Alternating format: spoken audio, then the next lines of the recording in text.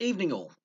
Well, I'm starting a new series tonight. My previous series was 10 people who define the progressive left, and now I'm going to be doing 10 people who are the most effective on the anti-left. Now, I've used the term anti-left instead of the right. It's a deliberate choice. I've used this term because I feel the right is too loose a term. Um, it's also very hard to define, pardon me, who the right is and what they're about. There are conservatives, there's libertarians, there's centre-right, there's corporatists, monetarists, neoconservatives, classical liberals. And the right don't really work to a playbook. The left, particularly the far left, they look up to Marx and Engels, Lenin, Trotsky, Mao, amongst others, and they have their go-to people. Whereas people on the right, we do have our philosophers, but there's nobody on the right. There's no sort of political philosopher or economic philosopher on the right that is held up as high as Karl Marx is on the left. In fact, a lot of people on the right haven't even read a lot of political philosophy or economic history. Sometimes being on the right is an instinctive choice. You are instinctively drawn towards concepts of freedom, freedom of thought, freedom of expression, um, making money your way in your business, working your way up the ladder, and owning your own labor, being able to think what you want to think and speak what you want to speak.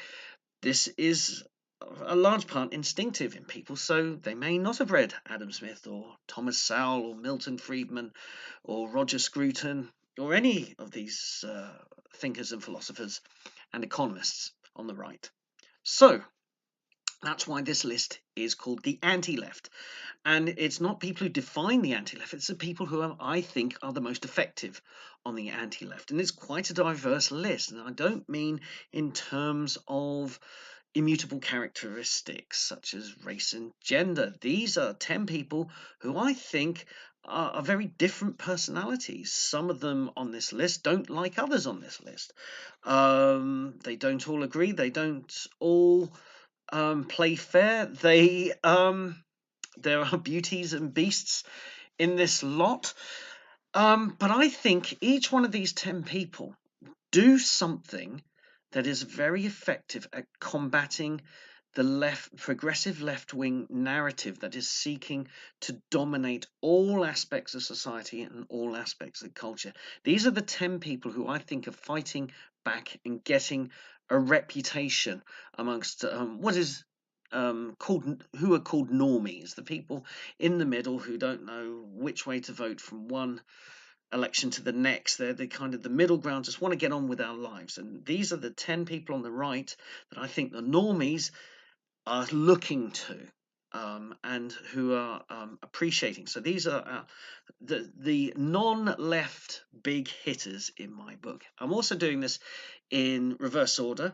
So number 10 is kind of like, I hate to say the least most effective, but this person is number 10 on the list. They're very good at what they do, and we're going to build up to, I think, who I think is the number one effective person on the anti-left. And at number 10, and no disrespect to his abilities, but when I factor in all the things about reach, effectiveness, ideas, and everything, it's Dave Rubin of the Rubin Report. Now, Dave Rubin is, I think it's fair to say, is a centrist with libertarian tendencies, libertarian leanings. He was of the progressive left. He became disillusioned. He fell out with his co-hosts and co-producers on a progressive left-wing talk show called The Young Turks. He left that and he started his own talk show called The Rubin Report. Rubin is a former stand-up comic. He's gone back to doing stand-up comedy from time to time. But what he does is that he has reinvented and reinvigorated the chat show format, having an expert guest or somebody who has interesting opinions, and he has a conversation with them, and he really does have a conversation with them. His format is it's about an hour long. He has a guest. A lot of them are academics and intellectuals. Others are activists and commentators on politics, economics, and society. And he has a chat with them about issues. Certain ones keep coming up. The overreach of feminism, the denial of free speech, sort of mad things happening on campuses. But he has branched out. It's wrong, as Rational Wiki says, that he only talks about the three things: the regressive left, the rampant feminism, and free speech. He has a very diverse range of guests, and he does have conversations with them, and it's sometimes it gets him into trouble. And this is how I think you can define somebody who's being very effective on the anti-left. It's just how much ire they draw from the left. If the left want to no platform you, or even have you barred or labelled as a Nazi, then I know. Oh dear! I'm sorry I didn't get to the pause button in time. But I do this all live, so I'm not editing it out. But the so if they try and have you banned and they try and label you a Nazi or a fascist apologist, you know you're on the right track. And this has certainly happened to Rubin. He has been heckled at campus events. Some left wingers on campuses try and have him banned. But what he is fantastic at doing is drawing his guests out so they can explain their ideas. Now, there is a style of journalism, interviewing with journalists, which is very combative. In the UK, we have John Humphreys and Jeremy Paxman as great examples of this. I say great loosely. It's not really great. It's just well known what they do.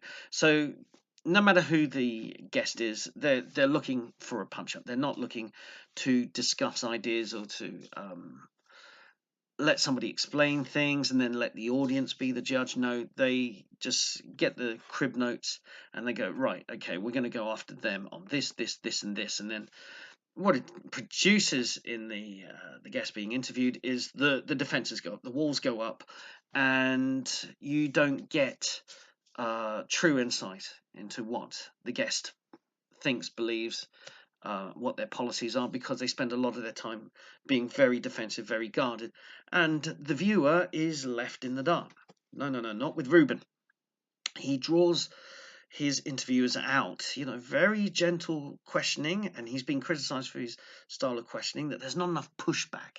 That's not the style. The style is getting people to open up and talk about what their ideas are and their observations. And because it's not Rubin who is the star of the show, he's not the arbiter, he's not the judge. His guest is the star, and the audience are the judges. It seems a very simple thing for a talk show host to start thinking that his audience shall be the judge, not themselves. And Rubin is a master of this. Now, I wouldn't say he's invented this technique. He has rediscovered it. It's the technique that I think the three best TV interviewers I've seen use, and that is David Frost, Alan Wicker, and Michael Parkinson. These were three people who were fantastic at drawing a guest out and getting them to explain it without the need for combat. Although Frost was capable of being direct, but his Nixon interviews, he lets Nixon explain himself. And go into points that Nixon wants to make, and then sort of hones in on the things that he finds incongruous about Nixon. But he's not if he had gone in full, sort of Marquis of Queensberry rules or even bare knuckle boxing, Nixon's barriers would have gone straight up, and I don't think we would have had the length of material that we ended up with. But anyway, enough of David Frost. This is David Rubin. And Rubin is rediscovering this technique, and I think it's to the benefit of people out there, the normies, the people who are being carried on along the currents of the culture wars and what's happening in politics.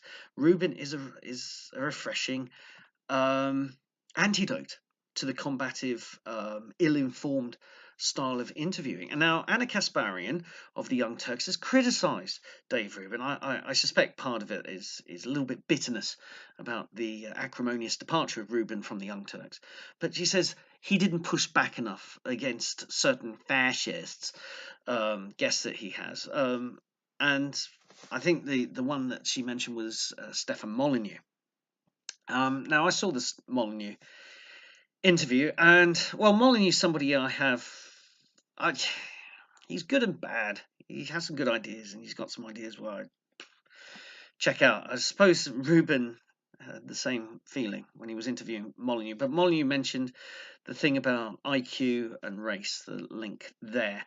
And Rubin just kind of gently questioned it, was gently skeptical about it. Kasparian wanted a full punch up, but then if you watch the Young Turks, that's the kind of person she wants to project. That's the kind of image she wants to project: combative, potty-mouthed, looking for a fight. Rubin's not like that. He does things differently.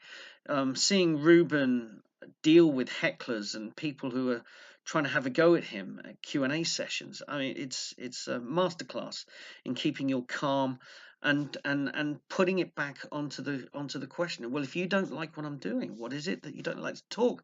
Let's dialogue. He is Mr. Conversation, Mr. Dialogue, and this is refreshing. This is a new template. And if normies are going to be won away from the clutches of the progressive left, it's going to be people like Rubin who are going to welcome them with open arms. He is going to usher them into a nice, pleasant place where you can say what you think and you can express yourself, even if it may not be, people may not agree with it, and it may be unpopular, but you have the space to do that. And that is why I think Dave Rubin is very effective on the anti-left, and he goes in at my number 10. So I'll be back in a few days with my number 9 choice. Until then, have a good few days. Take care of yourselves. Bye.